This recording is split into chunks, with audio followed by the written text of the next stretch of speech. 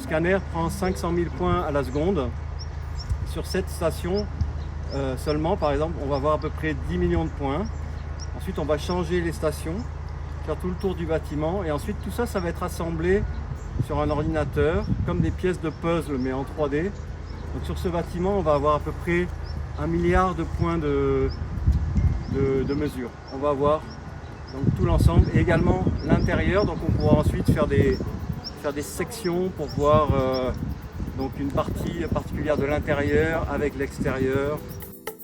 Le travail qu'on fait a plusieurs implications. Il permet de fixer dans l'histoire la situation physique du bâtiment, de ses alentours, de la destruction. Ces fichiers serviront plus tard pour l'analyse. Pour ce qui me concerne, par exemple, c'est l'analyse structurelle des bâtiments pour voir dans quelle mesure ils ont bougé, pour la sécurité. Ça sera aussi pour de la modélisation. Donc là, ce sont d'autres personnes qui font la modélisation en 3D. Ça peut être plus tard pour des aspects muséographiques. Понад 500 об'єктів.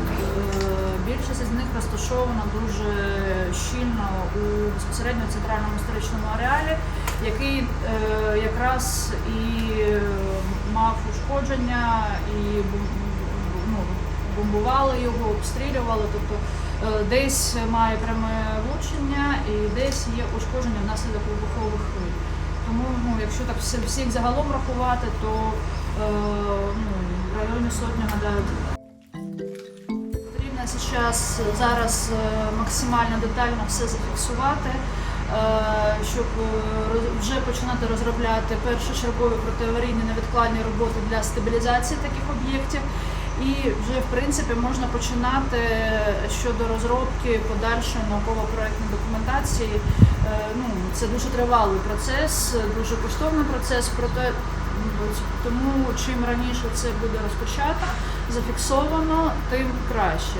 І не кажучи, що паралельно вже також йде і фіксація безпосередньо уражень щодо кримінальних проваджень. Насправді така культура – це основа. Власне, якби культура нормально розвивалась, то навряд чи би люди помирали, навряд чи би війна була. І от сьогодні це всі дуже гостро розуміють. І, можливо, навіть не так уважно ставились до культурної спадщини, а от коли ми втрачаємо, воно болить, воно відчувається.